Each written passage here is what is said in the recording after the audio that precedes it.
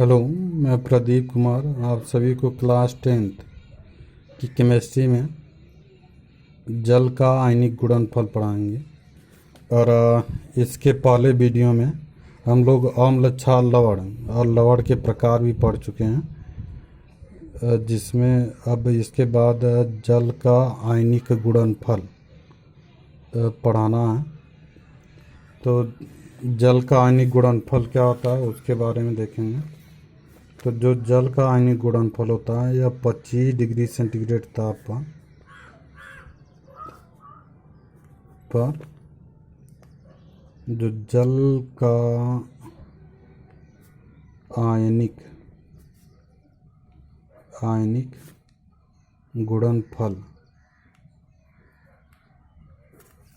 गुणनफल का मान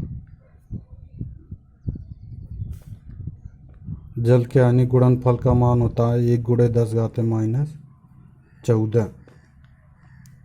1 × 10⁻⁻14 होता है। तो यहाँ पर अगर देखेंगे जल का आयनीकरण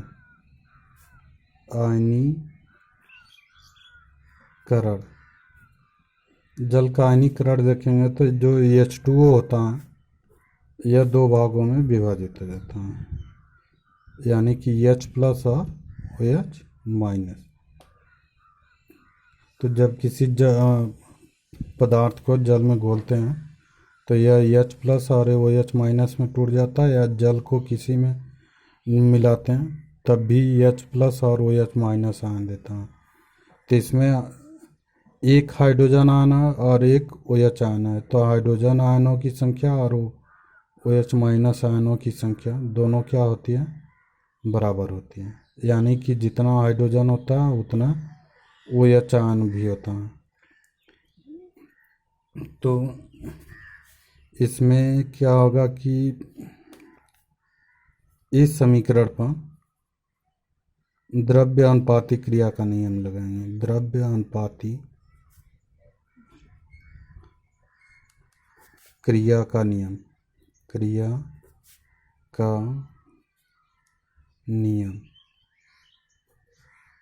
द्रव्य अनुपाती क्रिया के नियम में यहाँ पर K बराबर होता है उत्पाद की सांद्रता बटे अभिकारक की सांद्रता। द्रव्य अनुपाती क्रिया के नियमानुसार उत्पाद की सांद्रता बटे अभिकारक की सांद्रता। तो यहाँ पे H+ आयन की सांद्रता होगा इंटू OH- आयन की सांद्रता होगा बटे हो जाएगा कंसंट्रेशन ऑफ H2O। तो यानी कि हाइड्रोजन आयन की सांद्रता, इसको बड़े कोष्ठक को सांद्रता कहते हैं।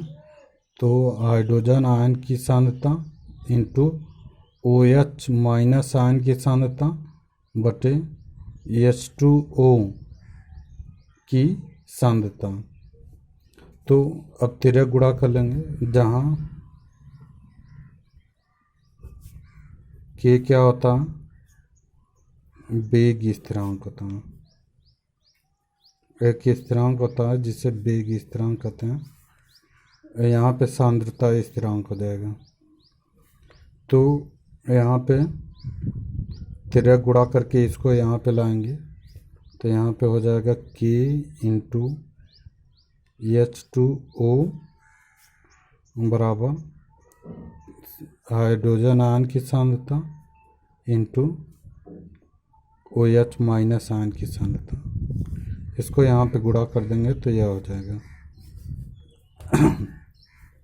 अब जो H2O की सांद्रता है तो इसको W लिख सकते हैं।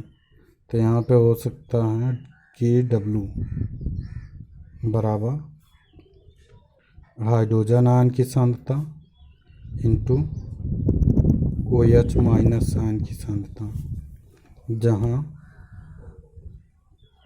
KW को जल का आयनिक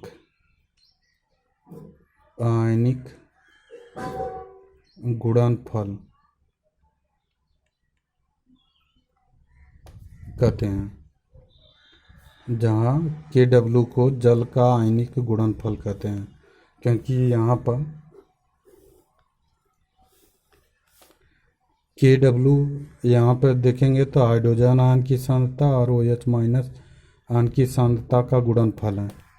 तो यहाँ पे यानी कि जल का आयनिक आयनों के रूप में जो है गुणा है, तो जल आयनों आयनिक गुणनफल हो जाएगा। तो चूंकि जल का जो आयनिक गुणनफल होता है के डब्ल्यू बराबर यहाँ पे रखेंगे 1 × 10⁻⁻14, तो यहाँ पर हो जाएगा हाइड्रोजन आयन की सांद्रता इंटू ओ एच माइनस आयन की सांद्रता बराबर 10⁻⁻14।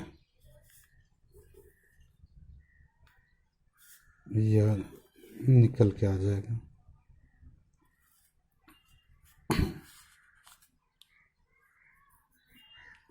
अब इसके बाद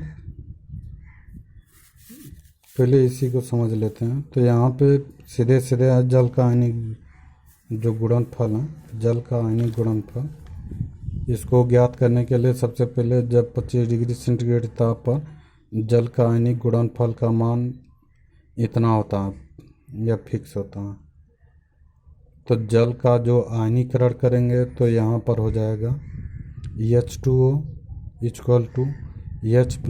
और OH माइनस। तो यहाँ पर हाइड्रोजन आयन की संख्या और OH माइनस आयन की संख्या दोनों क्या है, बराबर होता है। इसीलिए यह कभी कभी हाइड्रोजन आयन देता है और कभी कभी OH माइनस आयन देता है। तो यहाँ पे यह जब हाइड्रोजन आयन देगा तो अम्ल की तरह व्यवहार करेगा, और जब OH माइनस आयन देगा तब क्षार की तरह व्यवहार करता है। इसलिए जल क्या होता है, एम्फोटेरिक नेचर होता है, मतलब कि उभयधर्मी प्रकृति का। उभयधर्मी क्या होता है कि कोई ऐसा पदार्थ हो जो कि कभी कभी अम्ल की तरह व्यवहार करे और कभी कभी क्षार की तरह व्यवहार करता है, तो उसे कहते हैं एम्फोटेरिक, यानी कि उभयधर्मी। तो यहाँ पर हो जाएगा द्रव्य अनुपातिक क्रिया का नियम, इस समीकरण पे लगा देंगे। तो यहाँ पे द्रव्य अनुपातिक क्रिया के नियमानुसार उत्पाद की सांद्रता बटे अभिकारक की सांद्रता होता है। तो यहाँ पे रख देंगे, यहाँ पे 13 गुणा कर देंगे, तो यहाँ फिर इतना आ जाएगा। फिर K × H2O को KW मतलब वाटर हो जाएगा, तो वाटर से प्रदर्शित करेंगे तो KW बराबर इतना। तो KW का मान होता है 1 × 10⁻⁻14। तो यहाँ पे H+ into OH minus ion बराबर KW। अब इसके बाद समझेंगे हम लोग pH मान।